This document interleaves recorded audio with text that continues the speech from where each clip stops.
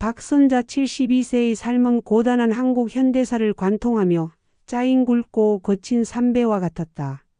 20살 무렵부터 시작된 고생은 70이 넘은 지금도 그녀의 허리를 굳게 만들었지만 그녀에게는 민규 33세라는 번듯한 아들이 있었고 무엇보다 햇살처럼 환한 며느리 김수영 30세에 있었다. 선자는 수영을 만난 지 3년 만에 비로소 자신의 황혼이 초라하지 않다고 느꼈다. 수영은 고집 센 시어머니의 온갖 잔소리를 들으면서도 늘 어머니, 그게 어머니 방식이죠 라며 웃었다. 그녀는 선자가 좋아하는 시장 떡볶이를 몰래 사와 아파트 경비실에 맡겨두고는 어머니 운동 삼아 내려가서 찾아오세요 라고 장난을 쳤다. 딸이 없는 선자에게 수영은 늦깎이로 찾아온 봄날의 꽃 같은 존재였다. 선자는 매일 아침 며느리에게 전화를 걸어 오늘 날씨가 춥다. 따뜻하게 입으라는 시시콜콜한 이야기를 나누는 것이 낙이었다. 그날 아침도 여느 때와 다르지 않았다. 어머니, 저 오늘 중요한 미팅 있어요. 꼭 성공하고 올게요. 또 수영의 목소리에는 특유의 생기와 희망이 넘실거렸다. 하지만 그날 오후 선자의 낡은 주택 현관에 배달된 것은 짙은 먹구름과도 같은 경찰의 방문이었다. 박선자 씨 되십니까? 김수영 씨가 교통사고로 사망하셨습니다. 세상 모든 소리가 멈추었다.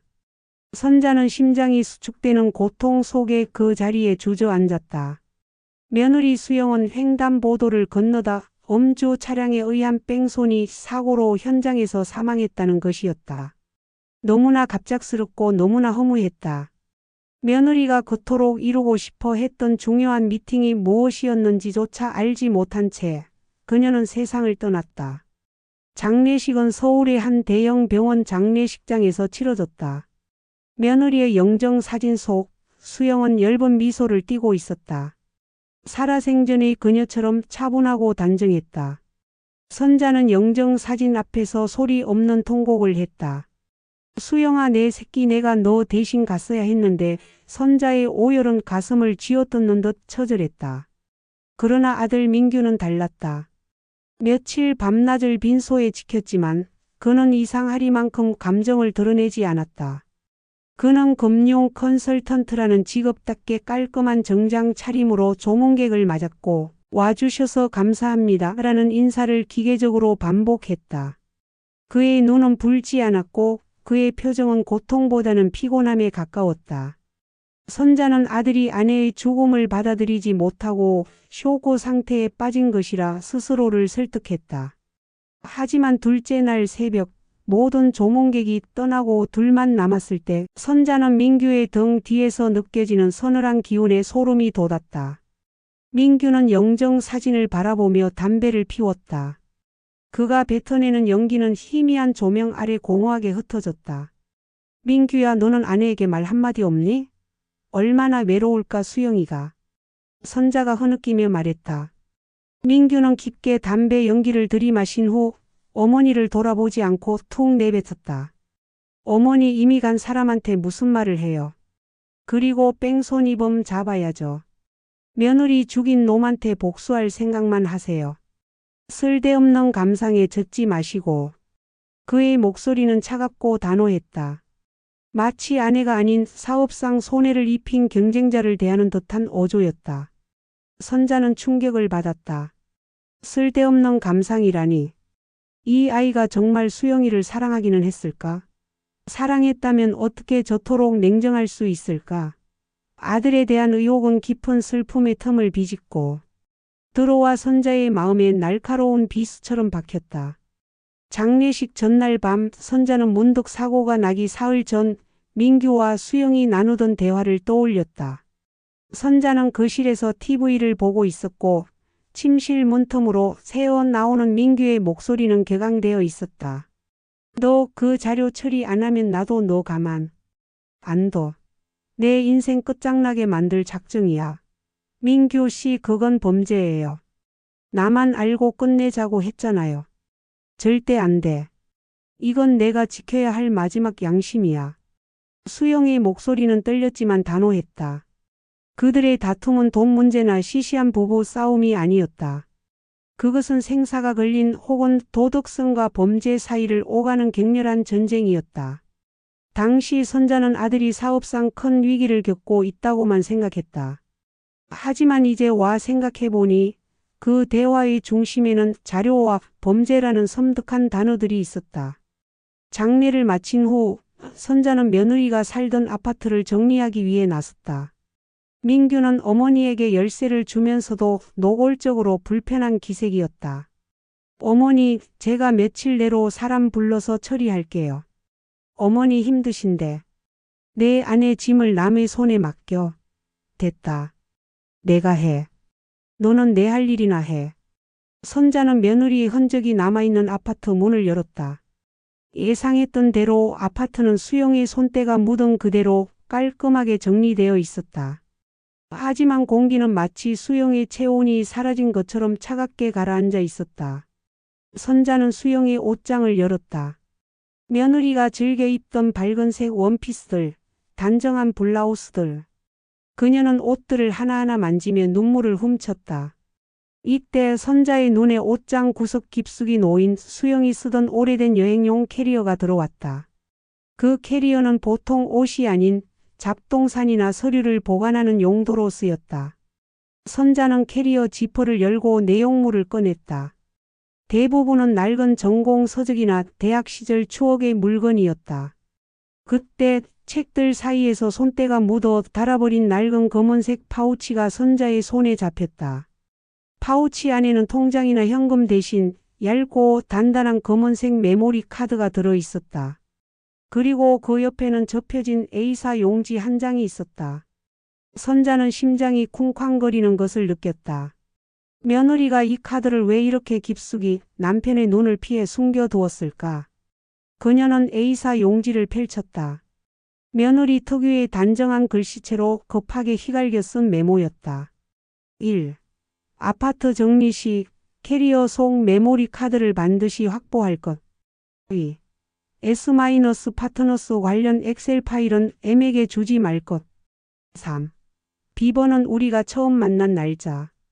M. 다시 아들 민규의 이니셜이었다. 며느리는 자신의 시신이 수습되기도 전에 누군가 이 증거를 없앨 것을 예견하고 이 메모를 남긴 것이 분명했다. 그때 거실에서 민규의 목소리가 들려왔다. 어머니, 제가 잠시 잊은 서류가 있어서요. 혹시 옷장 정리 다 하셨어요? 선자는 본능적으로 메모리 카드를 파우치에 다시 넣고 옷들 속에 던지듯 숨겼다. 그녀의 몸은 공포와 배신감으로 얼어붙었다. 아들을 잃을까 두려운 마음보다 며느리의 억울한 죽음 앞에 손 노년의 정의감이 더욱 강하게 그녀를 몰아붙였다. 선자는 아들에게 들키지 않고 메모리 카드를 확보하는 데 성공했다. 그녀는 그날 밤 자신의 낡은 주택으로 돌아와 며느리가 남긴 유언과도 같은 디지털 파일에 접근했다. 노트북에 카드를 꽂자 며느리가 남긴 HIDDNJOURNAL 폴더와 CPROJCTFINAL이라는 엑셀 파일이 나타났다. 메모대로 비밀번호가 걸린 폴더를 일단 뒤로 하고 선자는 엑셀 파일부터 열었다. 엑셀 파일은 전문적인 금융 데이터를 담고 있었다. 선자가 이해하기 힘든 복잡한 투자 구조와 회사 간의 자금 흐름, 그리고 S-파트너스라는 생소한 회사 이름이 반복적으로 등장했다. 선자는 노안으로 침침한 눈을 비비며 파일을 자세히 훑었다. 파일의 맨 마지막 시트, 리스크 분석이라는 제목 아래 며느리가 직접 입력한 경고 메모가 있었다. 1. C- 프로젝트는 S-파트너스가 주장하는 것과 달리 단기 자금 회수를 목적으로 한 폰지 사기에 가까운 구조임. 2. 투자자 리스크 90% 이상. 최소 50억 원대 손실 예상. 3. M이 이 정보를 이용해 고객 자금을 유치하려는 움직임을 보이고 있음. 4. M과의 계약은 절대 외부에 누설 금지. M의 무리한 요구. 리스크가 너무 크다. -K, S, Y. 폰지 사기, 50억 원대 손실, 그리고 M이 고객 자금을 유치하려는 움직임. 선자의 머릿속이 하얗게 변했다. 민규가 단순한 이혼 갈등을 겪은 것이 아니라 며느리가 금융 범죄를 저지르는 아들을 막으려 했다는 것이었다. 아들이 탐욕으로 인해 한 가정을 파괴했을 뿐만 아니라 수많은 사람들의 돈을 훔치려 했다는 사실은 70평생 정직하게 살아온 선자에게는 하늘이 무너지는 충격이었다. 그때 선자는 유언 메모에 적힌 마지막 단서, 비번은 우리가 처음 만난 날짜를 떠올렸다. 며느리는 아들에게 배신당했지만 그를 사랑했던 처음의 순수함을 증거로 남긴 것이다. 선자는 메모리 카드 속의 일기장 파일 HIDDNJOURNAL 폴더를 열기 위해 며느리가 남긴 마지막 사랑의 암호를 입력할 준비를 했다. 민규를 향한 모정은 이미 배신감과 의혹으로 산산조각 났고 이제 선자의 가슴 속에는 며느리의 억울한 죽음에 대한 진실을 밝히고 아들의 탐욕이 불러온 파국을 막아야 한다는 노년의 강렬한 사명감만이 타오르고 있었다. 박선자 72세는 떨리는 손으로 노트북 키패드 위에 손가락을 올렸다. 며느리가 남긴 메모, 비번은 우리가 처음 만난 날짜. 그녀는 이 암호가 아들에게 배신당한 며느리가 마지막까지 지키려 했던 처음의 순수한 사랑을 향한 절규임을 알았다. HIDDNJOURNAL 폴더의 비밀번호 입력창에 그녀가 입력한 8자리 숫자 2017만 520 엔터 키를 누르자 차갑던 노트북 화면이 순식간에 수많은 파일명을 쏟아내며 폴더를 열어주었다. 성공이었다. 폴더 안에는 날짜별로 정리된 수십 개의 파일이 있었지만 선자의 눈을 사로잡은 것은 가장 최근 날짜의 파일이었다. D-DAYTHPLANM TXT. 선자는 파일을 클릭했다. A사 용지 서너 장 분량의 긴 독백. 며느리 김수영이 죽음을 예감하고 남긴 차마 소리내어 말할 수 없었던 최후의 기록이었다. 20XX 년 11월 20일 -D-DAYTHPLANM. 오늘 민규 씨가 나에게 이혼을 종용했다. 아니 정확히는 협박이다. 그는 이제 더 이상 내가 알던 남편이 아니다. 악마의 씨인 듯하다. 3년 전 그가 시작한 H- 개발 투자가 파산 직전에 놓였다. 50억 이 엄청난 빚을 막기 위해 그는 미친 짓을 계획했다.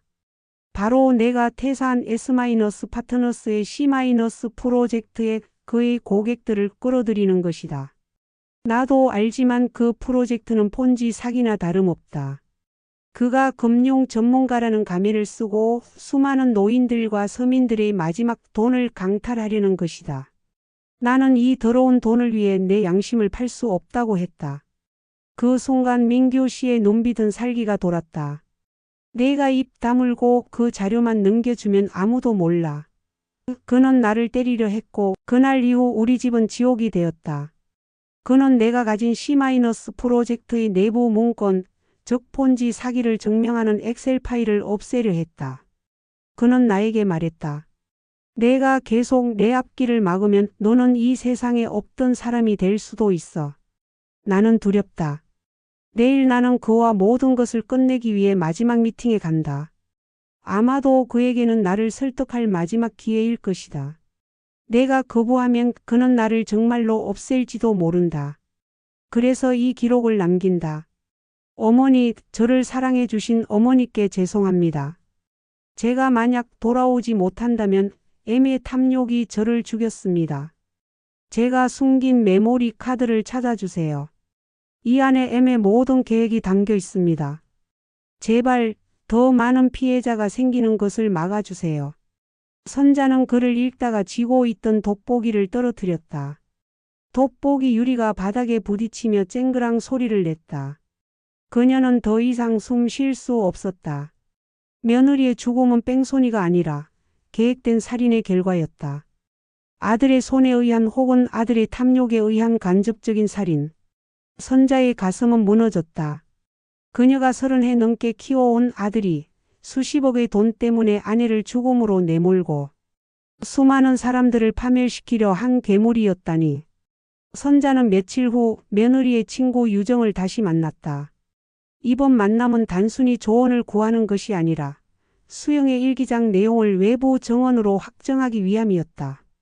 강남의 복잡한 테헤란로 금융회사가 즐비한 거리의 한산한 카페 구석. 선자는 유정에게 민규가 50억 빚 때문에 폰지 사기를 계획했고 수영을 협박했다는 사실을 조심스럽게 꺼냈다. 유정은 얼굴이 하얗게 질렸다. 어머니, 제가 자세히는 몰랐지만 민규 씨가 언니 회사 사람들에게는 엄청 능력 있는 컨설턴트처럼 행세했어요. 근데 언니가 마지막에 저한테 보낸 문자가 있어요. 나 곧 자유로워질 것 같아. 민규가 드디어 이혼하자고 했어. 근데 좀 무서워. 내가 가진 증거 때문에 가만 안 둘 것 같아. 증거라는 단어에 선자의 머리가 띵 울렸다. 수영은 죽기 직전까지 민규에게 위협을 받았고 그녀의 이혼 통보는 자유가 아니라 위험의 신호였던 것이다. 유정은 말을 이었다. 언니는 민규 씨가 자기 고객 돈 떼먹는 것 때문에 결국 본인이 모든 자료를 폭로하려고 했어요. 언니가 미팅 가기 전날 저에게 혹시 나한테 무슨 일 생기면 그 사람은 절대 평범하게 살게 둬선 안 돼. 라고 했어요. 지금 생각해보니 그 미팅이 마지막 결별 통보 자리였고 민규 씨가 어떤 식으로든 언니를 막으려 했던 것 같아요. 유정의 정원은 며느리의 일기장을 현실로 끌어냈다. 선자는 이제 아들을 향한 일말의 미련도 놓아야 했다. 그녀가 사랑했던 아들은 이미 탐욕이라는 독에 중독되어 사라진 지 오래였다. 그녀의 앞에 남은 것은 며느리의 억울한 죽음을 은폐하려는 범죄자일 뿐이었다. 선자는 며느리의 죽음이 단순 사고로 종결되어서는 안 된다고 판단했다. 그녀는 먼저 사고 자체에 대한 은폐 시도를 파헤치기로 했다. 선자는 경찰서에 사고 경위를 문의하는 척하며 며느리의 보험사에 전화를 걸어 사고 당시 상황을 재차 확인했다. 보험사 직원의 말은 제1절에서 얻은 단서와 일치했다. 사고 현장에서 김수영 씨 차량은 정비소로 옮겨졌습니다. 하지만 사고 당사자가 아닌 남편분이 블랙박스 본체만 분리해서 바로 가져가셨다고 합니다. 보통은 경찰이 현장에서 확보하는데 특이한 경우였죠. 선자의 온몸에 소름이 돋았다. 며느리가 횡단보도를 건너다 사고를 당했는데 왜 차량의 블랙박스를 민규가 서둘러 가져갔을까? 그것은 사고 당시 차량 내부의 상황 혹은 민규가 사고 직전에 수영을 만나거나 따라갔다는 증거를 없애기 위함일 수 있었다. 그리고 선자는 수영의 아파트에서 맡았던 그 낯선 냄새를 다시 떠올렸다. 오래된 가죽과 텁텁한 담배 연기, 눅눅한 곰팡이 냄새가 섞인 듯한 그 냄새.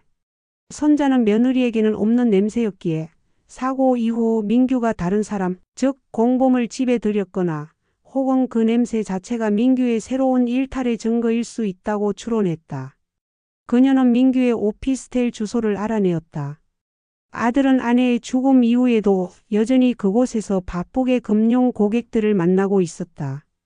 그가 며느리의 죽음을 슬퍼할 시간도 없이 50억 빚을 메우기 위해 얼마나 필사적이었는지 여실히 보여주는 대목이었다. 선자는 아들 대신 그가 머물렀던 아파트에 남겨진 공범의 흔적을 반드시 찾아야 한다고 생각했다. 선자는 자신의 낡은 주택, 볕이 잘 들지 않는 작은 방에서 며느리의 유서와도 같은 일기 파일을 다시 읽었다. 그녀는 아들을 사랑하는 어머니로서의 자신과 억울한 죽음을 당한 며느리를 위해 정의를 추구해야 하는 증인으로서의 자신 사이에서 찢어지는 듯한 고통을 겪었다. M의 탐욕이 저를 죽였습니다. 이 문장이 선자의 뇌리에 박혔다. 아들을 보호하는 것은 이 끔찍한 배신과 살인을 영원히 묻어버리는 행위와 같았다. 선자는 깊은 한숨을 내쉬었다. 수영아, 미안하다. 내가 이렇게 외롭게 싸우고 있는 줄도 모르고 이 어미가 이제라도 내 억울함을 풀어줘야지. 선자는 70평생 남에게 해를 끼치지 않고 정직하게 살아온 자신의 신념을 따라야 한다고 결심했다. 그녀의 노년의 삶은 이제 한 명의 범죄자를 키워낸 죄책감과 그 범죄를 바로잡아야 하는 사명감으로 채워졌다. 선자는 곧바로 행동에 나섰다. 그녀는 유정에게 연락했다. 유정아, 나 좀 도와주렴. 내 언니의 억울한 죽음을 밝히려면 너희 도움이 꼭 필요하다. 유정은 망설임 없이 답했다. 어머니, 제가 언니 마지막 지키는 거 기꺼이 돕겠습니다. 노년의 선자와 젊은 유정, 두 여인은 며느리의 억울함을 풀기 위한 새로운 전우가 되었다. 선자는 유정에게 민규가 연루된 C- 프로젝트의 금융 사기 증거 확보를 부탁하며 자신은 민규의 개인적인 움직임과 사고 은폐의 흔적을 쫓기로 했다. 황혼의 투쟁은 이제 막 시작된 것이다. 서울 강남 테헤란로 금융과 욕망이 뒤섞인 이 도시는 박선자 72세에게 낯설고 무자비한 정글이었다. 그녀는 낡은 카키색 야상 점퍼에 검은 마스크를 쓰고 인파 속에 섞여 아들 민규 33세의 오피스텔 주변을 맴돌았다. 노년의 몸은 금세에 지쳤지만 며느리 수영의 억울함과 수많은 잠재적 피해자들에 대한 책임감이 그녀를 지탱했다. 민규는 여전히 고급 수트를 입고 있었다. 선자가 알던 일에 지쳐 어머니에게 투정 부리던 아들의 모습은 온데간데 없었다. 그는 늘 스마트폰을 귀에 대고 속삭이듯 대화하며 주변을 경계하듯 날카로운 시선을 던졌다. 마치 쫓기는 맹수 같았다. 선자는 민규가 자주 드나드는 고급 레스토랑의 입구 건너편 낡은 은행 의자에 앉아 그를 관찰했다. 오후 3시 민규는 중년의 남성 2명과 함께 나왔다. 한 명은 금목걸이를 한 거구이 사내였고 다른 한 명은 얼굴에 흉터가 있는 듯한 인물이었다. 민규는 그들 앞에서 평소의 냉철함을 잃고 마치 겁을 먹은 듯 공손하게 허리를 숙였다. 사내들은 민규에게서 서류 봉투를 건네받았다. 봉투는 두툼했고 그 안에는 돈다발이 들어있을 것만 같았다.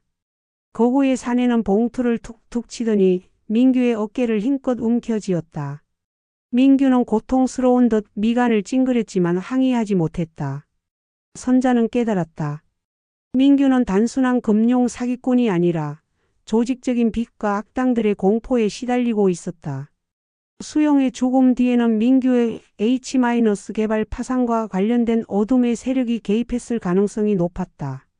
선자는 아들이 만났던 거구의 사내에게서 며느리의 아파트에서 맡았던 오래된 가죽과 텁텁한 담배 연기 냄새를 희미하게 떠올렸다.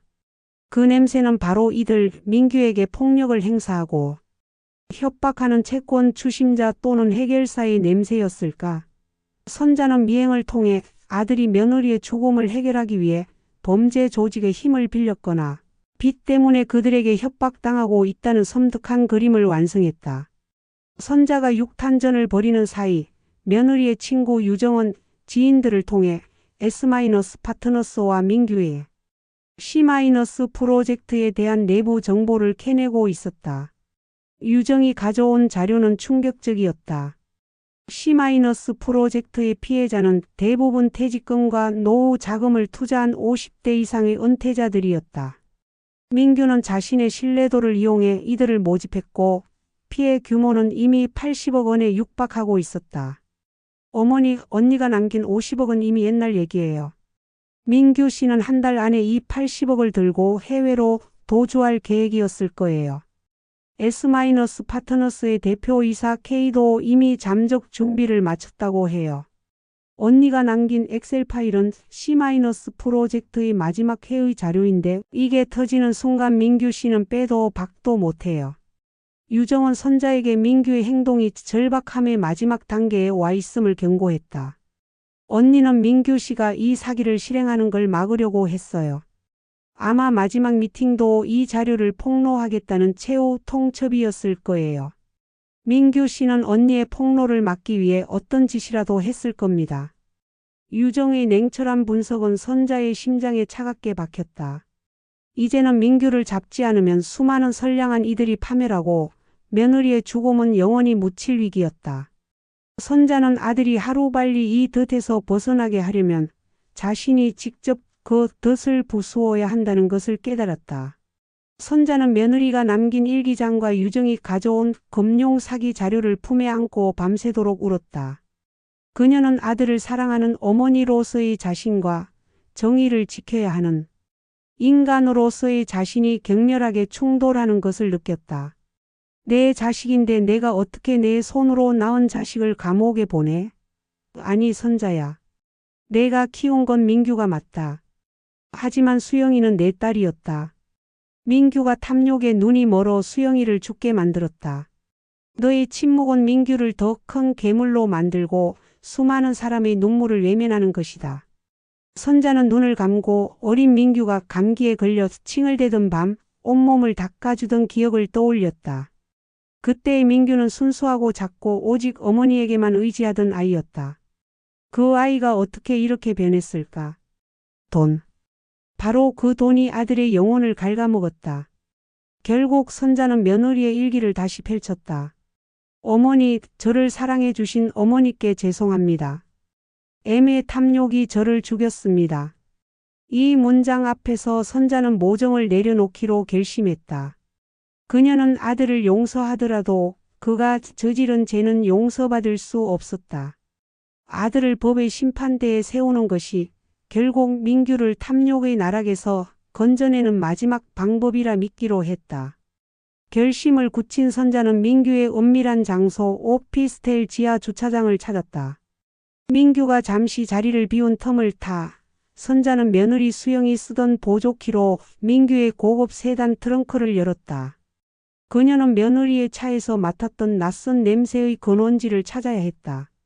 트렁크 깊숙한 곳에는 공구함과 함께 낡은 가죽 장갑 한 켤레가 들어있었다. 장갑은 고급이었지만 달고 달아 텁텁한 곰팡이 냄새와 담배 연기 냄새가 짙게 배어 있었다. 바로 수영의 아파트에서 맡았던 그 냄새였다. 선자는 장갑을 집어들다가 장갑 밑에 깔려있던 작은 금속 물체를 발견했다. 그것은 지름 5cm 정도의 원형 열쇠고리였다. 열쇠고리 앞면에는 금빛 독수리 문양이, 뒷면에는 깔끔한 필기체로 2개의 이니셜이 새겨져 있었다. M, K, M, K. 민규의 이니셜은 M, G 였다. 이 열쇠고리는 누구의 것일까? 선자는 문득 민규가 만났던 거구의 사내의 손목에 굵은 시계와 함께 이 독수리 문양의 문신이 보였던 것을 희미하게 떠올렸다. 선자는 열쇠고리를 쥐고 며느리 수영의 일기 파일을 재빨리 훑었다. 파일 중 하나에 수영이 급하게 적어놓은 메모가 있었다. 민규 씨가 어떤 남자랑 통화했는데 M, K 라는 이니셜이 언급됐어. 그 남자는 자기를 회장님이라고 부르라고 했대. 돈 때문에 엮인 위험한 사람 같아. M, K. 넌 민규의 사업상 협력자가 아니었다.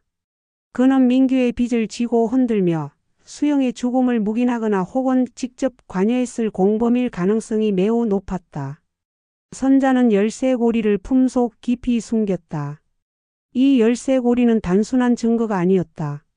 며느리가 남긴 금융 사기 증거 외에 아들이 타인의 개입을 통해 살인 음모를 꾸몄다는 물리적 증거였다. 황혼의 투쟁은 이제부터가 진짜 시작이었다.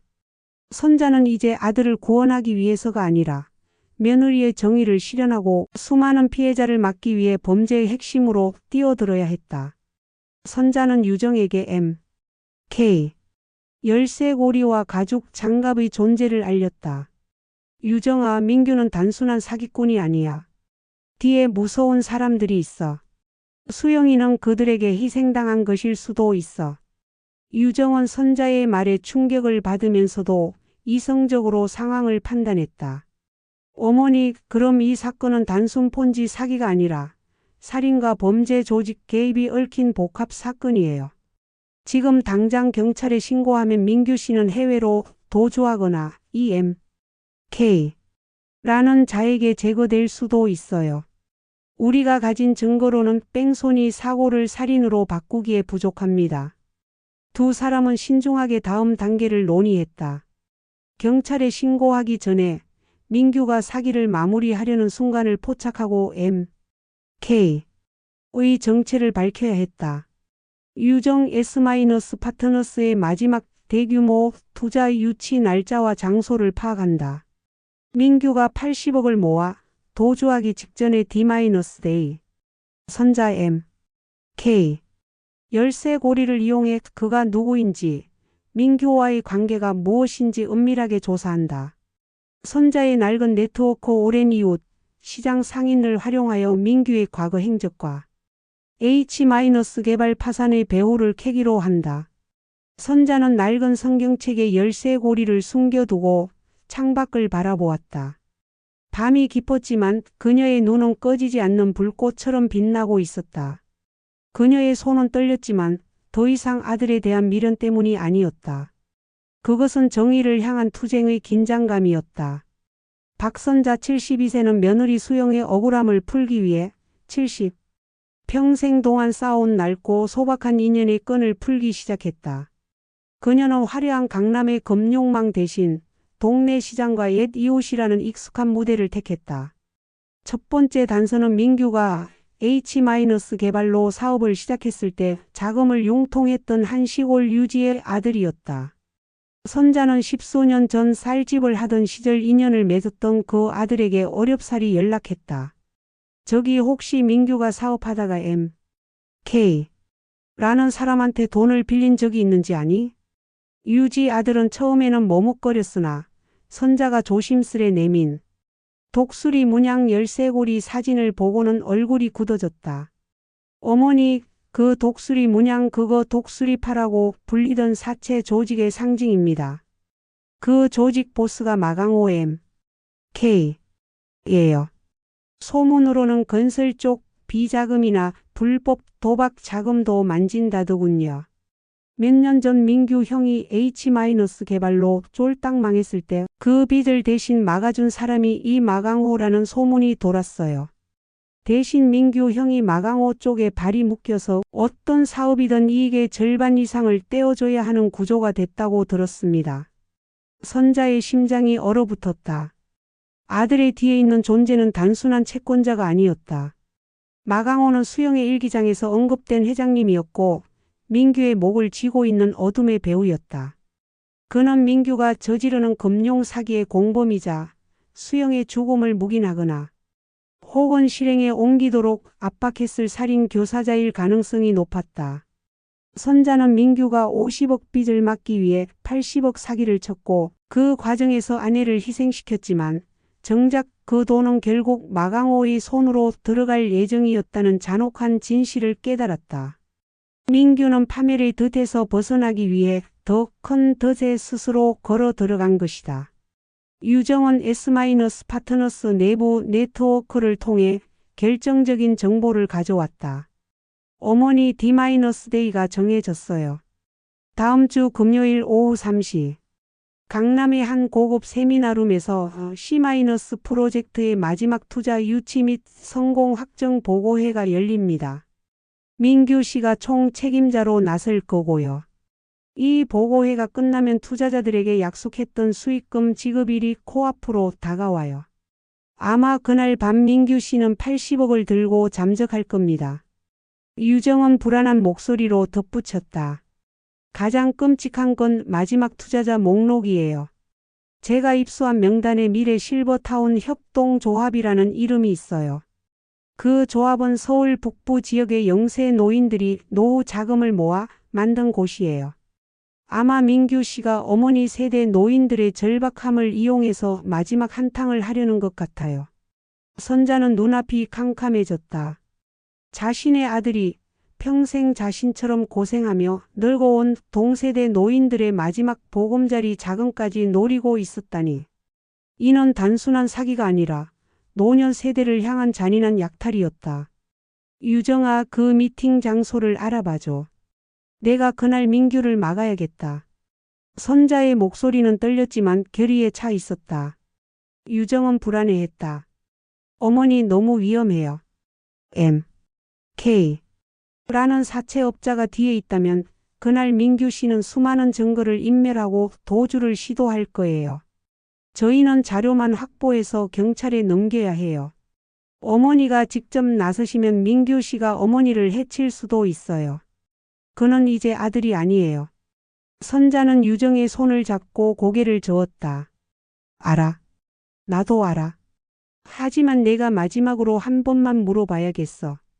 내 뱃속으로 낳은 아이에게 마지막으로 에미의 마음을 전해야겠어.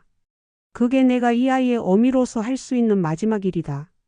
D-데이 이틀 전 선자는 민규에게 아파트 정리건으로 할 말이 있다며 약속을 잡았다. 민규는 못마땅했지만 어머니가 며느리 유품을 정리하며 혹시라도 문제될 만한 것을 찾았을까 싶어 약속에 응했다.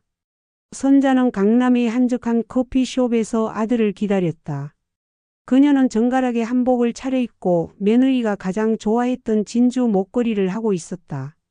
그녀의 모습은 단단했고 눈빛에는 70년 세월의 지혜와 슬픔이 공존했다.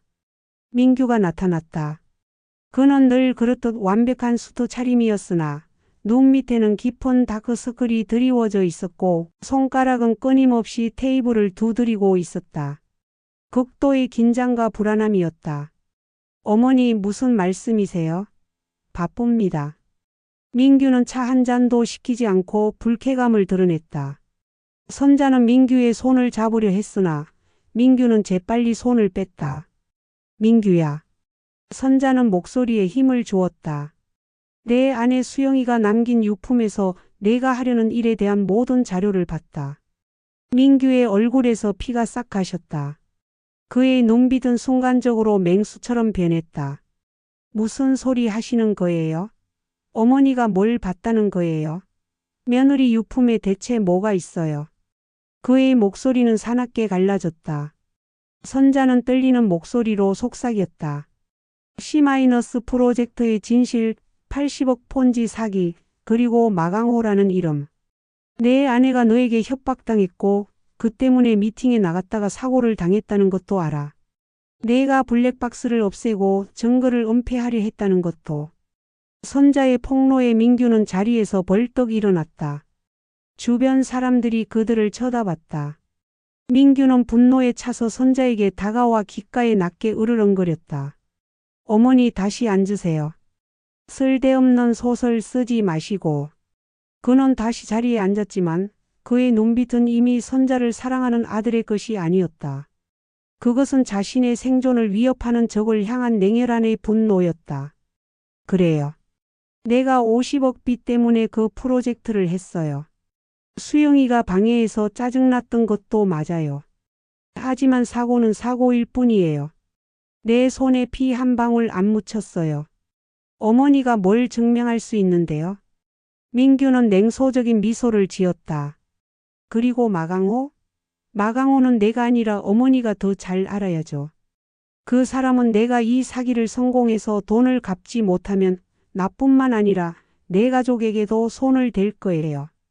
어머니의 낡은 집, 어머니의 노후 모든 것이 위험해진다는 겁니다. 민규는 선자에게 최악의 협박을 가했다. 어머니 모정은 알겠는데 지금 나를 막으려 하는 건 어머니 스스로를 지옥에 던지는 일이에요.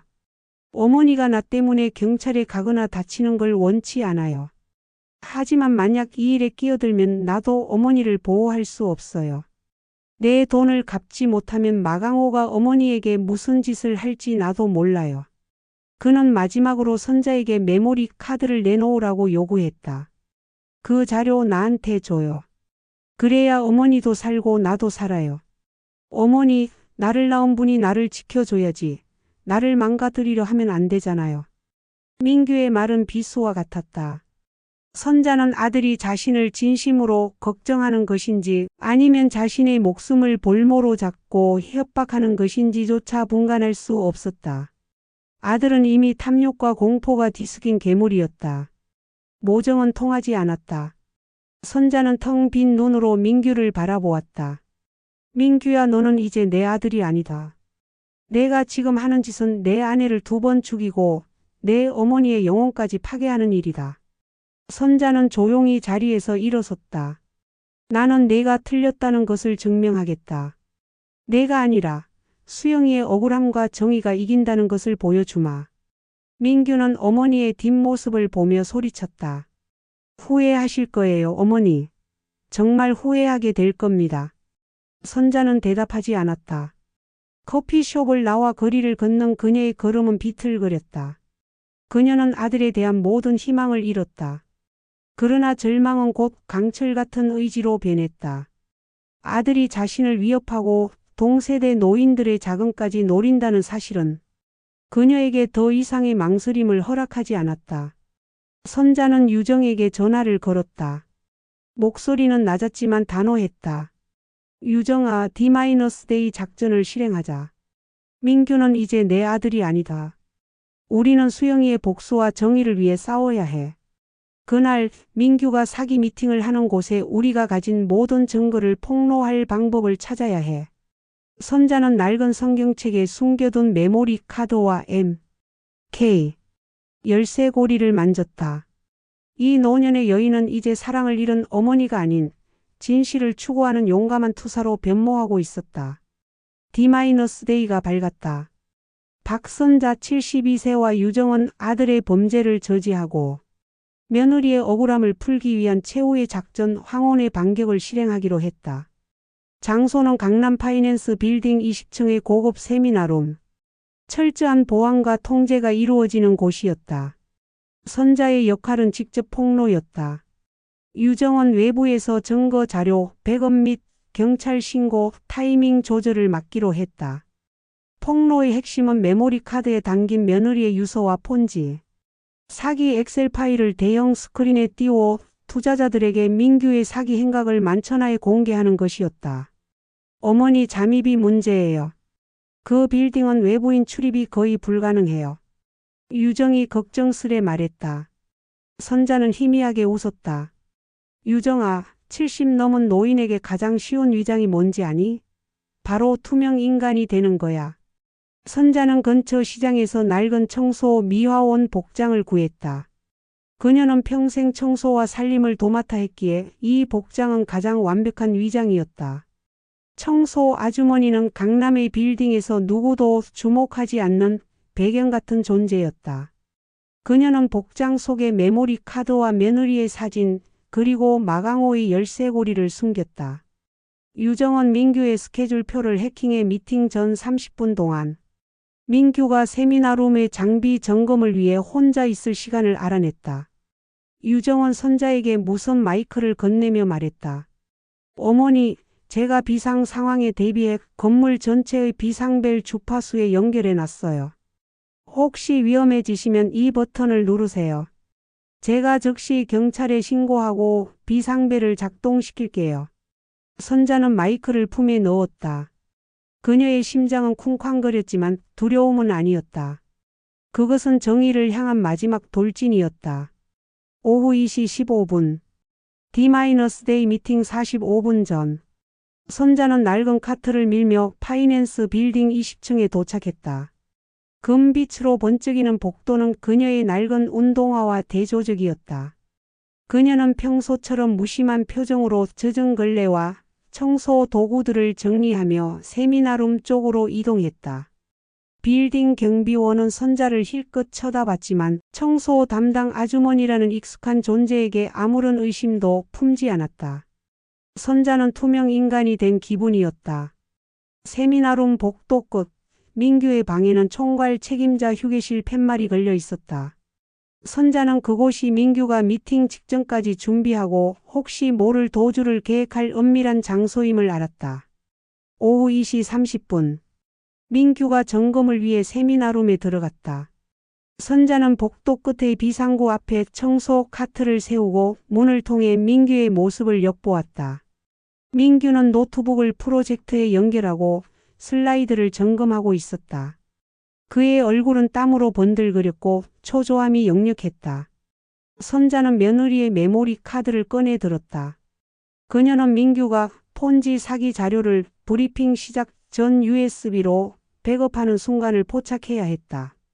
그 순간 선자는 재빨리 민규의 노트북에 접근하여 수영의 메모리 카드를 삽입하고 준비된 폭로 파일을 바탕화면에 복사한 후 원격 제어 프로그램을 실행할 계획이었다. 민규는 프레젠테이션 파일을 최종 점검하던 중 무언가 불안한 듯 계속 창밖을 내다보았다. 그의 눈빛은 두려움으로 가득 차 있었다. 수영의 어머니가 뭔가를 알고 있어. 하지만 그녀가 경찰에 가기 전에 나는 이 돈을 받아 마강호에게 넘겨야 해. 이 돈이 없으면 나는 끝장이야. 나는 절대 돌아갈 수 없어. 수영, 미안하다 하지만 이건 내가 날 버린 대가이기도 해. 민규가 폰지 사기 구조도가 담긴 엑셀 파일의 암호를 해제하려는 순간 휴게실 문이 열렸다. 총괄 책임자님, 손님이 도착했습니다. 경호원 같은 체격의 남자가 정중하지만 단호하게 말했다. 민규의 얼굴이 창백해졌다. 누가 왔다고?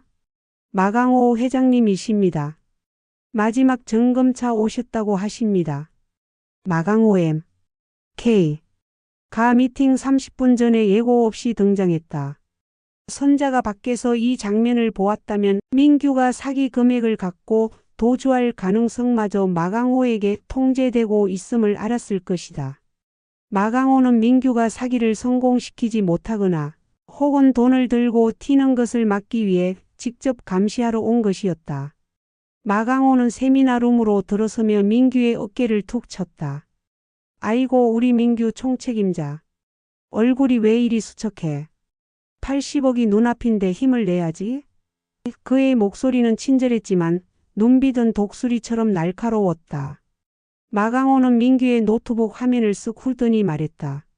자, 그럼 최종적으로 우리 미래 실버타운 분들께 보여드릴 자료 좀 확인해 볼까? 노인네들 돈 뜯는 건 쉽지. 간절하거든. 허. 그의 잔인한 웃음소리가 세미나룸에 울려 퍼졌다. 민규는 고개를 숙인 채 아무 말도 하지 못했다. 마강호는 민규에게 마지막 압박을 가했다. 자네 아내 김수영 씨가 자네를 꽤나 성가시게 했다지. 이제 걸림돌은 없어. 실수하지 마. 실수하면 자네 어머니의 낡은 집에 내가 직접 찾아갈 거야. 알지? 민규는 이를 악물었다. 어머니에 대한 협박은 그를 완전히 벼랑 끝으로 몰아세웠다. 선자는 문틈으로 이 섬뜩한 대화를 모두 들었다. 며느리가 죽은 뒤에도 마강호가 민규를 쥐고 흔들고 있으며 아들이 자신을 희생시켜서라도 살아남으려 한다는 것을 확신했다.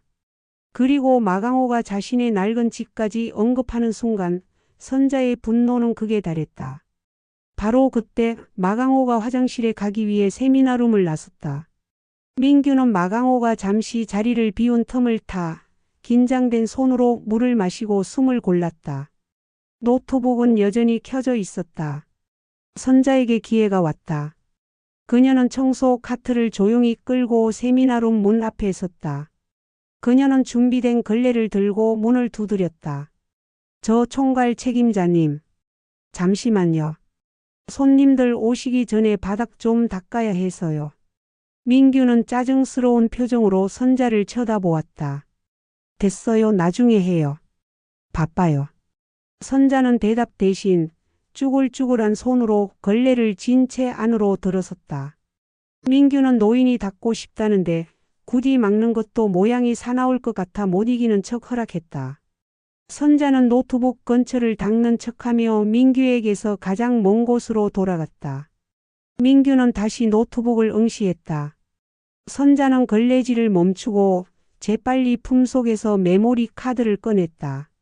노년의 손은 떨렸지만 그녀의 눈빛은 레이저처럼 노트북의 USB 포트를 응시했다.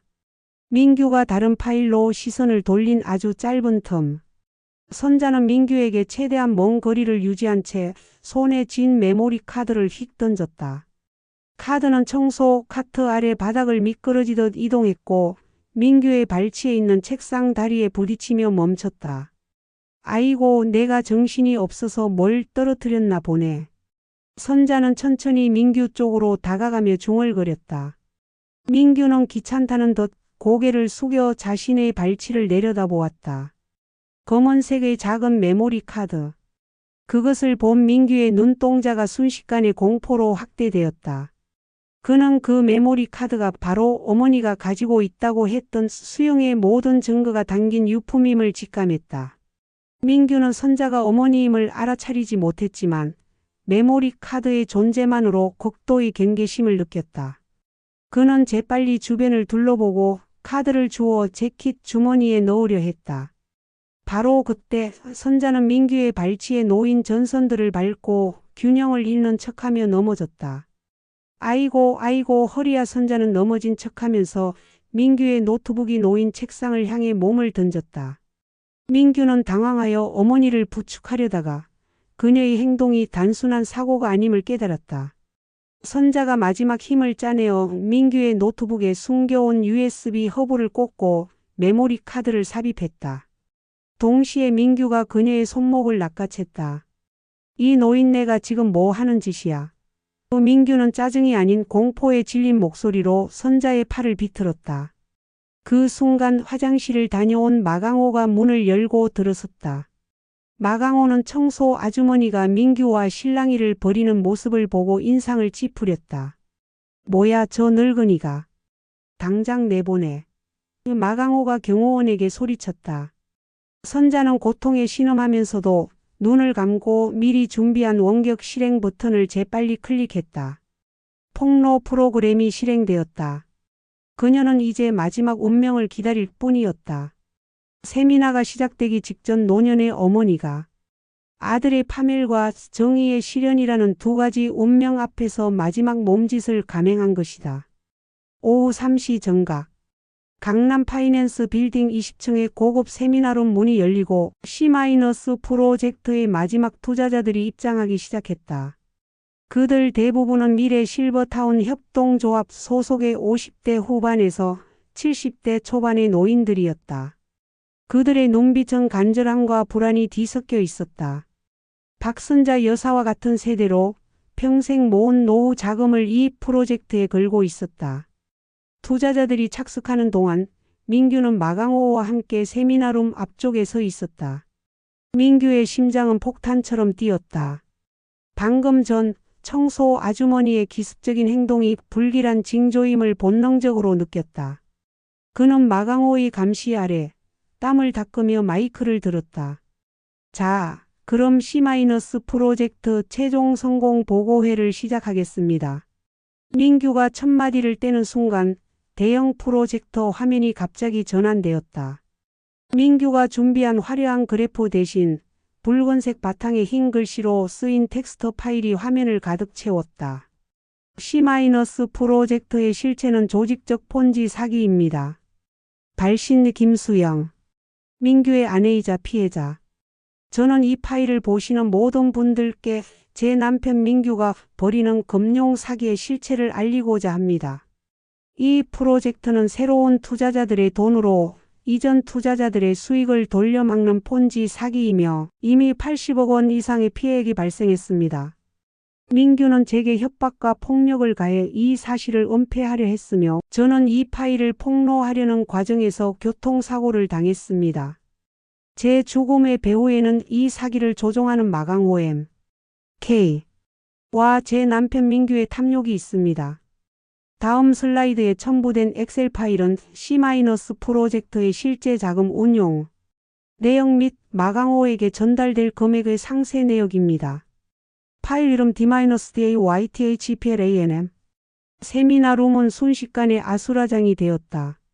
노인 투자자들은 자신들의 노후 자금이 허공으로 사라졌다는 충격적인 사실에 비명을 질렀다. 이게 무슨 소리야? 사기라고?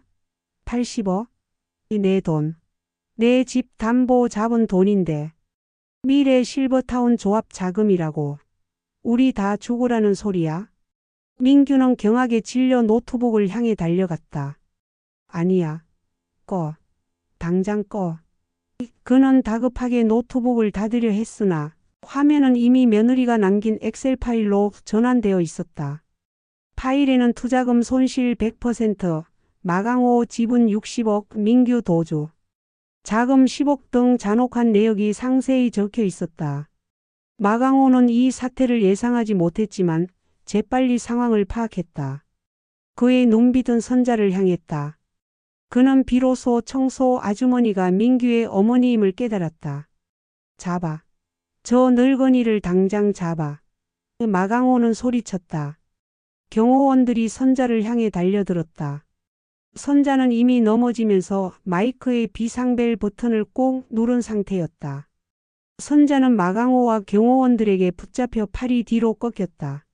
마강호는 그녀의 턱을 억세게 잡고 눈을 마주쳤다. 이 노망난 할망구가 어디서 개수작이야.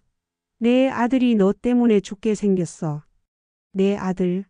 그 선자는 고통 속에서도 눈을 부릅떴다. 내 아들은 이미 내 놈들의 탐욕과 함께 죽었다. 나는 내 며느리의 정의를 위해 왔다. 마강호는 선자의 품속에서 독수리 문양 13고리가 떨어져 나가는 것을 보았다. 자신의 상징이었다. 그는 선자가 단순한 청소부가 아님을 확신했다. 마강호는 민규에게 소리쳤다. 민규야, 내 놈 어머니가 너를 팔아넘겼어. 내 마누라가 하던 짓을 내 어머니가 이어받았다고. 민규는 공황 상태에 빠져 있었다. 투자자들에게 둘러싸여 멱살을 잡힌 그는 어머니와 마강호가 대치하는 모습을 보았다. 분노, 배신감 그리고 절박함이 뒤섞였다. 어머니, 왜 나한테 이래요? 내가 엄마 아들이잖아. 겨우 그 여자 때문에 나를 망가뜨려야 했어요. 민규는 어머니를 향해 절규했다. 선자는 경호원에게 붙잡힌 채 아들을 향해 마지막으로 말을 건넸다. 그녀의 목소리는 조용했지만 세미나룸의 모든 소음을 뚫고 민규의 귀에 박혔다. 민규야, 나는 내가 돌아오기를 바랐다. 내가 내 아내를 죽음으로 내몰고 수많은 사람의 노후를 훔치려 한다는 사실을 알고도 내가 나에게 어머니 살려주세요라고 말하기를 기다렸다. 선자는 눈물을 흘렸다. 하지만 너는 끝까지 내 죄를 덮으려 했고 나까지 협박했다. 너는 돈 때문에 내 아내를 버렸고 이제 나까지 적으로 만들었다. 내가 오늘 무너지는 건 내 아내의 복수가 아니라 내가 스스로 판 구덩이다. 민규는 그제야 자신이 어머니의 사랑을 잃었음을 깨달았다. 그는 억울함보다는 패배감에 휩싸여 무너져 내렸다. 그때 세미나룸 전체에 비상벨 소리가 울려 퍼졌다. 따르르릉. 화재 비상. 즉시 대피하십시오. 비상벨 소리와 함께 유정의 무전기로부터 경찰 진입 시작이라는 낮은 목소리가 들려왔다. 유정은 복도에서 경비원들의 주의를 분산시키고 있었다. 마강호는 상황이 통제 불능임을 직감했다. 젠장. 튀어. 그는 선자를 경호원들에게 맡긴 채 도주를 시도했다. 하지만 분노한 투자자들이 출구를 막았다. 특히 미래 실버타운 조합의 노인들은 마강호에게 달려들어 멱살을 잡았다. 이 사기꾼 놈. 내 돈 내놔.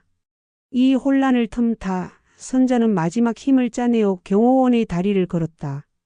경호원이 넘어지는 순간 그녀는 품속에 숨겨두었던 마강호의 열쇠고리 MK를 마강호의 주머니에 재빨리 밀어넣었다. 그녀는 이 증거가 마강호의 범죄를 입증하는 데 결정적인 역할을 할 것이라 확신했다. 바로 그때 경찰 특공대가 세미나룸으로 진입했다. 움직이지 마십시오. 금융 사기 및 살인 교사 혐의로 현행범 체포합니다. 민규는 넌나간 얼굴로 체포되었고 마강호는 경찰과 몸싸움을 벌였다. 마강호는 필사적으로 도주를 시도했지만 선자가 넘어뜨린 경호원과 투자자들의 방해로 결국 경찰에게 제압당했다. 마강호의 주머니에서는 선자가 넣어둔 독수리 문양 13고리가 발견되었다. 선자는 피멍이 든 손목을 부여잡고 그 모든 광경을 지켜보았다. 정의는 실현되었지만 그녀는 승리자가 아니었다. 그녀의 아들이 구속되었고 그녀의 며느리는 돌아오지 않았다. 며칠 후 경찰 조사가 진행되었다. 선자는 민규를 체포하는 과정에서 확보된 증거 며느리의 유서, 폰지 사기, 엑셀 파일, 마강호의 열쇠고리, 그리고 민규의 휴대폰 통화 기록을 통해 며느리 김수영에 대한 살인 음모와 대규모 금융 사기에 대한 진실을 밝혔다. 민규는 자신의 빚을 갚기 위해 마강호의 도움을 받아 수영에게 협박을 가했고 수영이 폭로를 시도하자 마강호 일당을 동원하여 사고를 위장하도록 지시했음이 드러났다. 민규는 구속되었고 마강호 역시 살인교사 및 사채업자 혐의로 체포되었다. 선자의 낡은 집은 이제 며느리와의 추억만 가득한 고독한 공간이 되었다. 그녀는 창밖을 바라보았다. 황혼이 지고 있었다. 선자는 며느리가 남긴 노트북을 열고 바탕화면에 새로 저장된 정의 실현 TXT 파일을 보았다. 그 파일에는 이렇게 적혀 있었다. 선자의 내면 수영아, 내가 바라던 정의는 이루어졌다. 하지만 엄마는 너무 아프다. 내 아들을 잃고 내 억울함을 푼 이 길이 옳은 길이었을까? 모르겠다.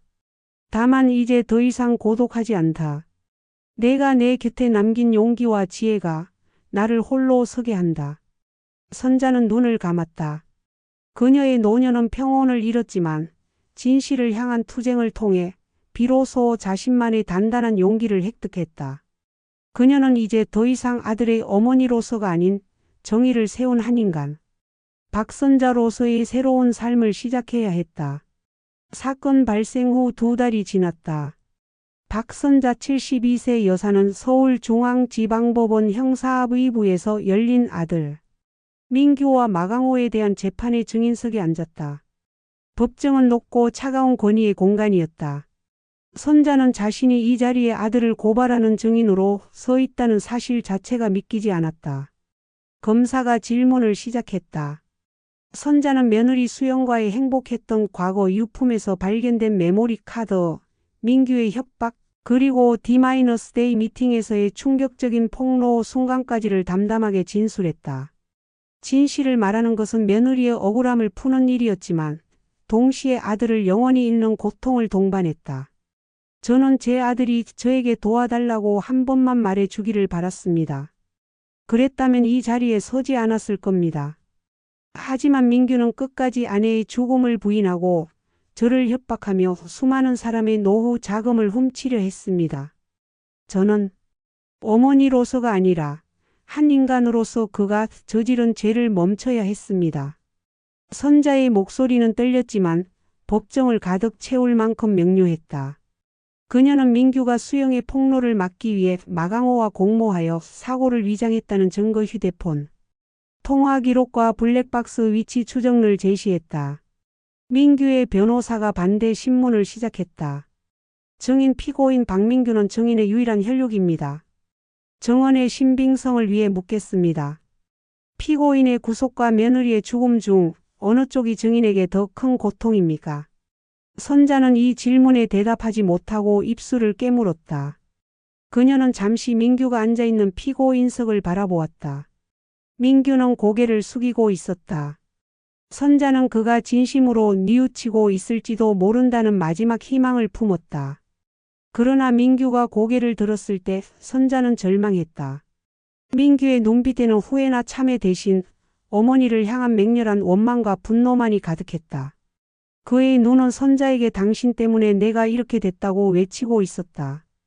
그 순간 선자의 마음속에 남아있던 모정의 끈은 완전히 끊어졌다. 피고인의 고통보다 죽은 제 며느리의 억울함이 더 큽니다. 그리고 피고인은 이미 제 아들이 아닙니다. 선자는 눈물을 흘리며 답했다. 마강호는 자신에게 쏟아지는 살인교사 혐의를 교묘하게 피하려 했다. 그는 자신은 단순한 사채업자였을 뿐 김수영의 죽음은 순수한 교통사고이며 민규가 자신에게 거짓 정보를 제공했다고 주장했다. 마강호는 선자의 증언을 약화시키기 위해 비열한 반격을 가했다. 증인은 아들의 범죄를 은폐하려 하지 않았습니까? 왜 사고 직후가 아닌 2달 후에야 이 사실을 폭로했습니까? 아들이 체포된 후 증인이 남은 아파트 재산을 확보하려는 의도는 없었습니까? 선자는 허탈한 웃음을 지었다. 저는 제가 가진 모든 것을 잃을 각오로 이 자리에 섰습니다. 아들의 죄를 덮는 것은 제 양심이 허락하지 않았습니다. 그리고 제 며느리가 남긴 진실을 지켜야 했습니다. 재판은 길고 고통스러웠다. 매번 법정에 설 때마다 선자는 과거의 행복했던 기억과 현재의 잔인한 현실 사이에서 심장이 찢어지는 고통을 느꼈다. 재판이 끝난 후 선자는 유정과 함께 미래 실버타운 협동조합 사무실을 찾았다. 그곳은 작고 낡은 건물이었지만 사기 피해를 입은 노인들 수십 명이 모여 있었다. 그들은 불안과 분노, 절망으로 가득 차 있었다. 선자가 사무실 문을 열고 들어서자 침묵이 흘렀다. 노인들은 그녀를 싸늘하게 바라보았다. 민규의 어머니 사기꾼의 어미. 선자는 그들의 시선 속에서 자신을 향한 비난을 읽었다. 한 할아버지가 앞으로 나섰다. 당신이 박민규 씨 어머니입니까? 당신 아들 때문에 우리는 평생 모은 돈을 다 날렸습니다. 이제 길바닥에 나앉게 생겼습니다. 대체 왜 이런 일이? 선자는 그 노인 앞에 무릎을 꿇었다. 그녀는 눈물을 흘리며 땅에 엎드렸다. 죄송합니다. 정말 죄송합니다.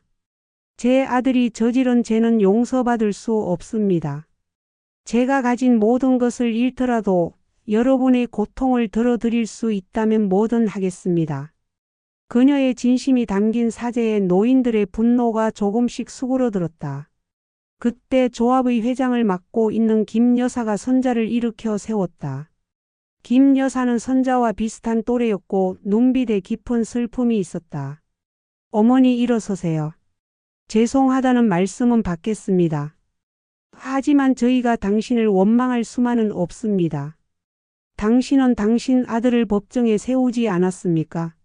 당신이 얼마나 큰 희생을 했는지 압니다. 선자는 피해자들에게 며느리 수영의 이야기를 털어놓았다. 수영이 사기를 막으려 했고 그 때문에 죽임을 당했으며 그녀가 남긴 증거 덕분에 민규의 범죄를 폭로할 수 있었다는 사실을. 이 이야기는 노인들에게 큰 위로가 되었다. 그들은 사기꾼 민규의 어머니가 아니라 자신들과 똑같이 자식에게 배신당하고 상실을 겪은 한 노년의 여인을 보았다. 그들은 선자의 손을 잡고 눈물을 흘렸다.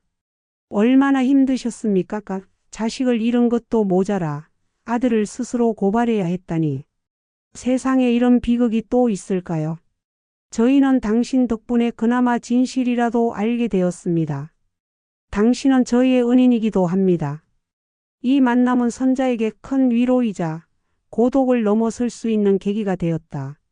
그녀는 더 이상 혼자가 아니었다. 그녀는 며느리의 정의를 실현하는 과정에서 자신과 같은 처지의 노년 세대와 공감의 연대를 맺게 되었다. 선자는 자신의 유일한 재산인 낡은 집을 팔아 민규에게 남은 모든 재산을 정리하고 피해자들의 손실을 최소화하는 데 보태기로 결심했다. 이는 아들의 죄를 조금이나마 씻으려는 어머니의 마지막 속죄였다. 재판이 1심 선고를 앞두고 있던 어느 날 저녁, 선자는 며느리 수영의 노트북을 다시 열어보았다. 바탕화면에는 D-DAYTHEPLANM 외에 숨겨진 폴더 안에 며느리가 평소 메모해 두었던 자료들이 발견되었다. 폴더 이름은 YLLOWSUNSET였다. 그 안에는 수영이 생전에 꿈꿨던 노년 세대를 위한 비영리 교육 프로그램의 구상안이 들어있었다. 제목은 황혼학교 금융문해력 및 심리상담 프로그램. 수영은 프로그램 계획서에 이렇게 적어 놓았다. 민규 씨 같은 사람들이 노리는 것은 노인들의 금융 지식 부족뿐만 아니라 그들의 고독과 소외감입니다. 외로운 노인들은 따뜻한 말 한마디에 쉽게 현혹됩니다. 이 학교는 노인들에게 안전한 금융 지식을 가르쳐주는 동시에 그들이 서로 연결되고 다시 사회에 능동적으로 참여할 수 있는 심리적, 사회적 안전망이 되어줄 것입니다. 어머님처럼 현명하고 강인한 분들이 교사가 되어주시면 좋겠습니다. 선자는 이 글을 읽고 무너졌다. 며느리는 자신의 죽음을 예감하면서도 자신과 같은 노년 세대가 겪는 고통을 줄이기 위해 이토록 아름다운 계획을 세우고 있었던 것이다. 수영의 마지막 유산은 단순한 복수가 아니라 희망과 건설의 메시지였다. 선자는 며느리의 유언을 받들기로 결심했다. 그녀는 이제 황혼학교의 설립을 인생의 새로운 목표로 삼았다. 아들을 잃은 상실감과 고독을 이겨내고 며느리가 남긴 선한 의지를 현실로 만드는 일. 그것이 그녀에게 남겨진 마지막 숙제였다. 선자는 낡은 집을 팔아 마련한 자금으로 이 황혼학교를 위한 작은 공간을 마련할 계획을 세우기 시작했다. 재판이 시작된 지 4달 후 마침내 1심 최종 선고일이 되었다. 법정에는 박선자 여사와 며느리의 친구 유정 그리고 미래 실버타운 협동조합 피해자들이 함께 앉아 결과를 기다렸다. 선자는 눈을 감고 지난 몇 달간의 고통을 되뇌었다. 아들을 고발하고 아들이 원망하는 눈빛을 견뎌야 했던 시간들. 법대 위에 판사가 선고를 시작했다. 피고인 박민규는 금융 사기 및 살인교사 공모 혐의가 모두 인정되어 징역 20년을 선고한다. 법정에 깊은 탄식이 흘렀다. 노년의 피해자들은 눈물을 흘리며 안도했고 선자는 그 자리에서 그대로 얼어붙었다. 20년. 30대 초반인 아들이 50대가 되어서야 사회로 돌아올 수 있는 긴 세월이었다. 피고인 마강호에게는 사채업을 통한 조직적 범죄 가담, 살인교사 혐의가 인정되어 징역 25년을 선고한다. 마강호는 선고가 내려지자 판사를 향해 소리를 질렀으나 곧 경위들에게 제압당했다. 민규는 여전히 선자를 향한 원망의 눈빛을 거두지 않은 채 체념한 듯 고개를 떨구었다. 그에게는 후회나 반성이 없었다. 오직 어머니를 향한 차가운 분노만이 남아있었다. 선자의 내면 텅 빈 승리 20년. 그는 20년 동안 죗값을 치러야 한다. 나는 그를 잃었고 그도 자유를 잃었다. 이것이 수영이가 바라던 정의였을까? 복수였을까? 아니다. 이것은 그저 그가 스스로 선택한 파멸의 끝일 뿐이다. 나는 이제 그를 떠나보내야 한다. 내 뱃속에서 나온 아들이지만 그는 이제 나의 아들이 아니다. 선자는 재판이 끝난 후 유정에게 며느리의 목까지 정의를 찾아줘서 고맙다고 인사했다. 유정은 선자의 손을 잡고 말했다. 아니요, 어머니. 어머니께서 용기와 지혜를 주셨기 때문에 가능했던 일이에요. 저에게 수영 언니의 정의를 실현할 기회를 주셔서 감사합니다. 선고 일주일 후 선자는 마지막으로 민규를 면회했다. 면회소의 투명한 벽은 차가운 침묵을 가로막고 있었다. 민규는 덥수룩한 머리에 낯선 제수복을 입고 있었다. 그는 선자를 보자마자 경멸 어린 미소를 지었다. 이제 속이 시원해요. 어머니가 나를 감옥에 넣고 며느리 복수까지 완벽하게 해냈으니 천국이라도 가겠어요. 선자는 민규의 독설에 상처받지 않았다. 그녀는 이미 그의 내면 깊은 곳에 자리 잡은 탐욕과 이기심을 보았기 때문이다. 민규야, 나는 내게 복수하려고 온 것이 아니다. 내가 20년 동안 갇혀있는 동안 내가 왜 이 지경이 되었는지 단 한 번이라도 생각해 보기를 바랄 뿐이다. 민규는 비웃었다. 내가 왜 이 지경이 됐는데요? 돈 때문이죠. 가진 게 없으니까. 어머니는 평생 돈 없이 살았으니 이런 세상 모를 테지. 수영이? 그 여자는 결국 자기 잘난 맛에 나를 배신하고 죽었어요. 그리고 어머니도 나를 배신했고요. 선자는 조용히 봉투 하나를 밀어 넣었다. 그것은 민규가 수영에게 썼던 협박성 문자. 메시지와 수영이 민규의 죄를 알면서도 마지막까지 그를 걱정했던 일기장의 구절들을 출력한 종이었다. 이것이 내가 잊고 싶은 진실이다. 수영이는 내 탐욕 때문에 고통받았지만 널 사랑했다. 그리고 나는 너를 포기한 것이 아니라 너를 가르치기 위해 내 죄를 세상에 드러낸 것이다.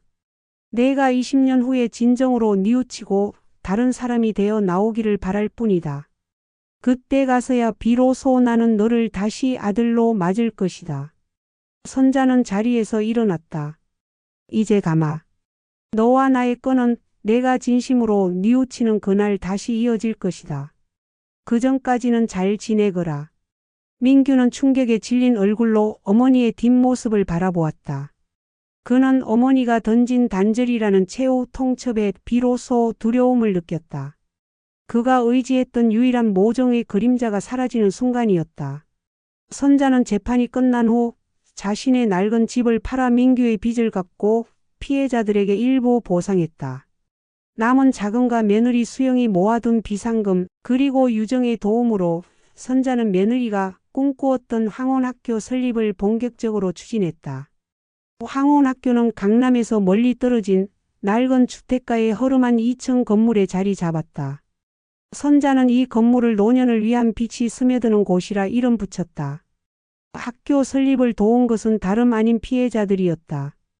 김 여사를 포함한 몇몇 미래 실버타운 조합원들은 자신들이 겪었던 금융 피해를 다른 노인들에게 가르쳐주고 싶다는 열망의 선자를 도왔다. 유정은 학교의 행정 업무와 인터넷 강의 시스템 구축을 도왔고 선자는 교장이자 최고의 교사가 되었다. 선자는 학교의 첫 간판을 직접 달았다. 붓글씨로 쓴 황혼학교 네 글자는 비록 세련되지 않았지만 깊은 울림을 주었다. 학교의 목표는 며느리의 구상안을 그대로 따랐다. 금융 문해력 교육, 복잡한 금융 용어, 사기 수법, 정보 지원금 활용법 등을 쉽게 설명. 심리 상담 및 연대 고독사를 방지하고 노년층의 사회적 참여를 유도. 능동적 삶 찾기, 취미, 기술 습득을 통해 은퇴 후의 삶의 활력을 불어넣음. 4. 첫 강의 삶의 경험을 나누다. 황혼학교의 첫 수업이 열리던 날.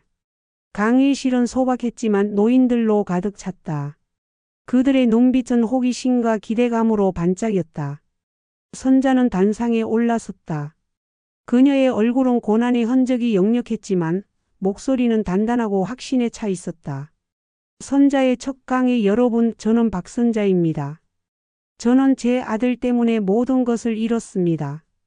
제가 이 학교를 세운 이유는 제가 겪었던 고통이 여러분의 고통이 되지 않기를 바라기 때문입니다.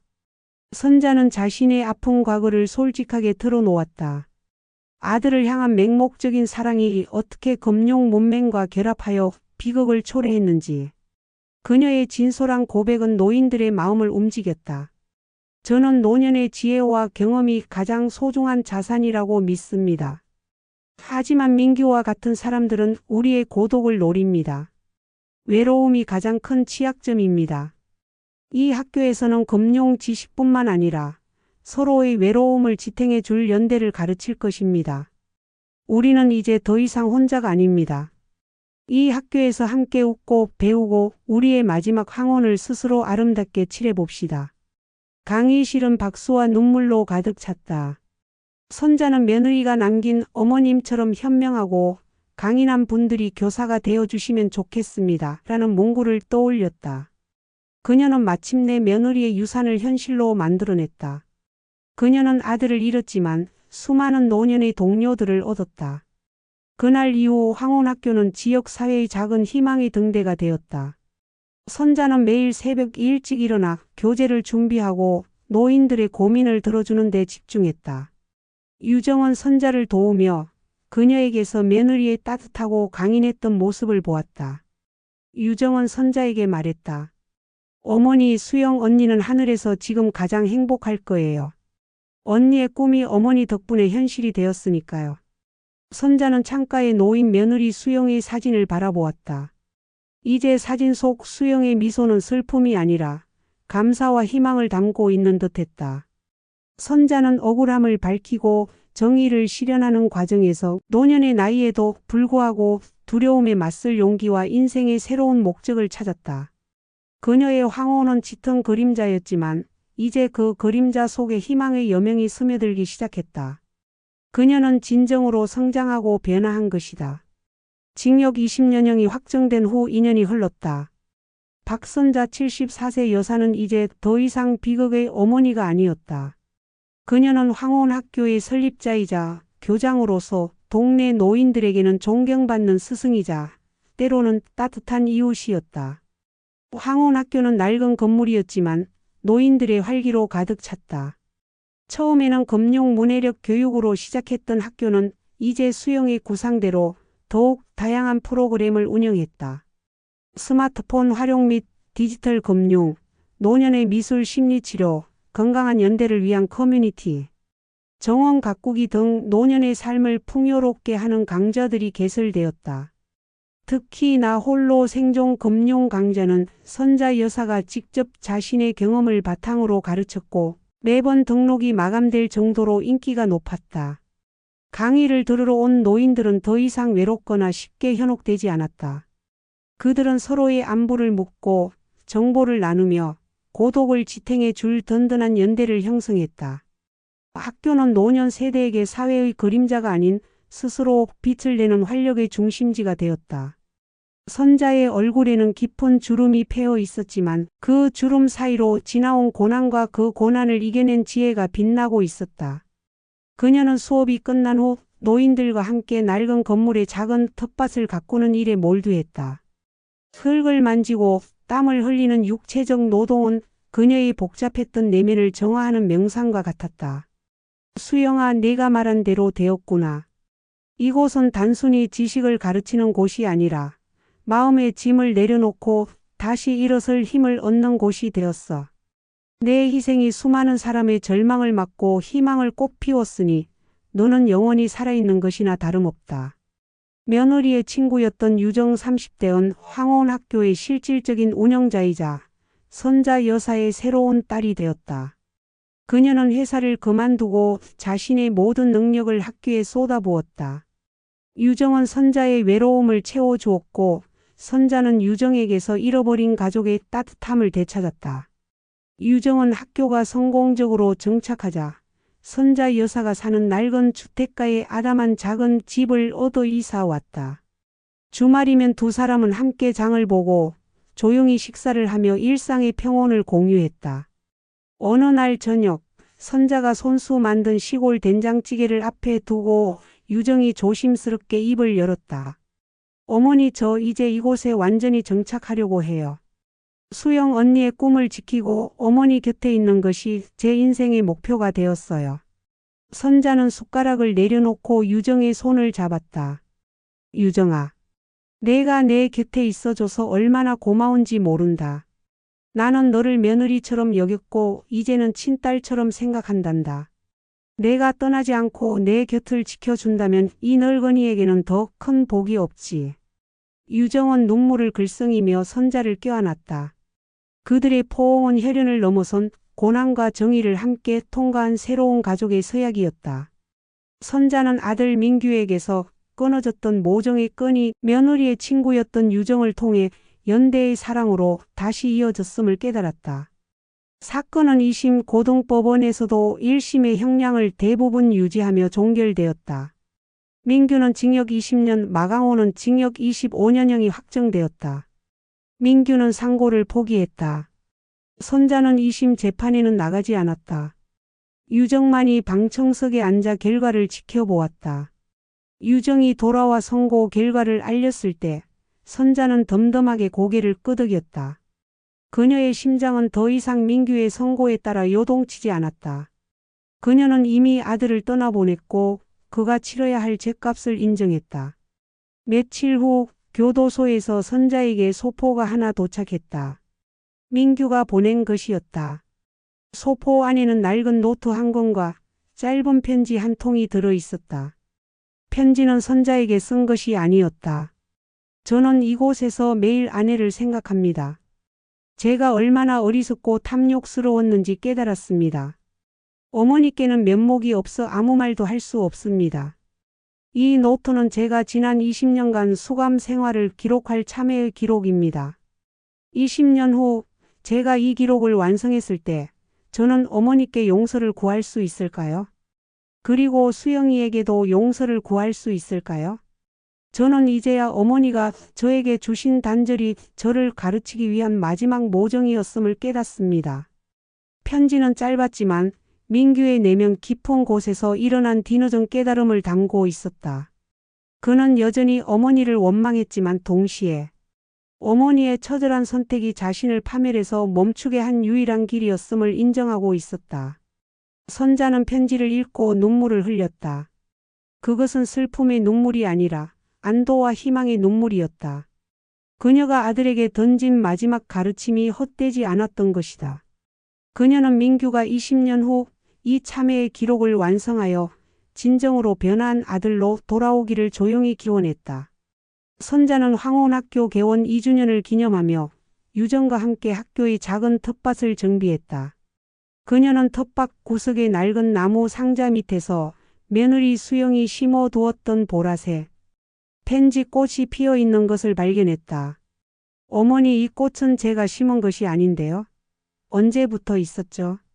유정이 의아해하며 물었다. 선자는 펜지 꽃을 조심스럽게 들여 올렸다. 꽃 아래에는 흙이 묻은 작은 명암 크기의 쪽지가 놓여 있었다.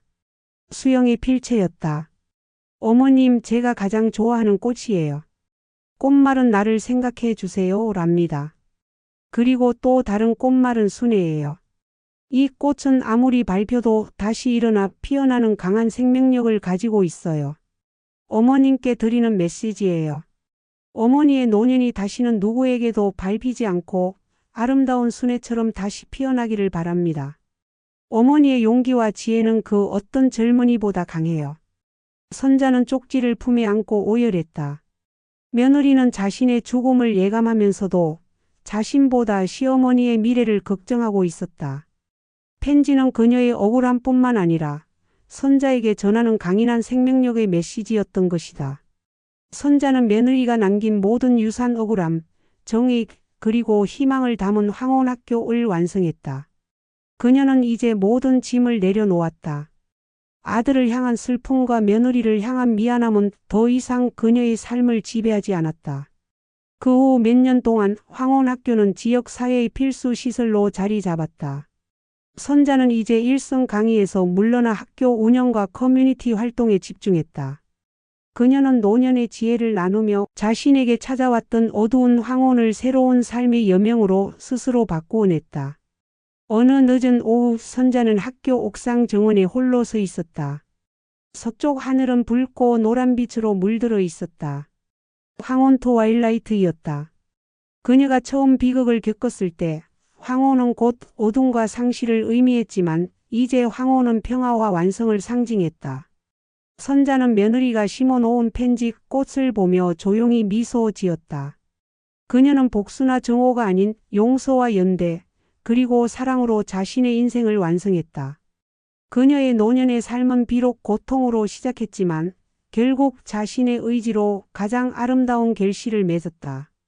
그녀는 며느리의 정의를 실현했고 자신의 삶을 주도적으로 변화시켰으며 수많은 노년의 동료들에게 희망을 주었다. 손자는 천천히 옥상 정원의 문을 열고 아래로 내려갔다. 그녀의 뒷모습은 더 이상 약하거나 외롭지 않았다. 그녀는 당당하고 강인했으며 노년의 황혼을 스스로 밝히는 빛에 걷는 자였다. 소설의 마지막 순간 그녀의 평화로운 뒷모습 위로 붉은 노을이 깊숙이 스며들었다.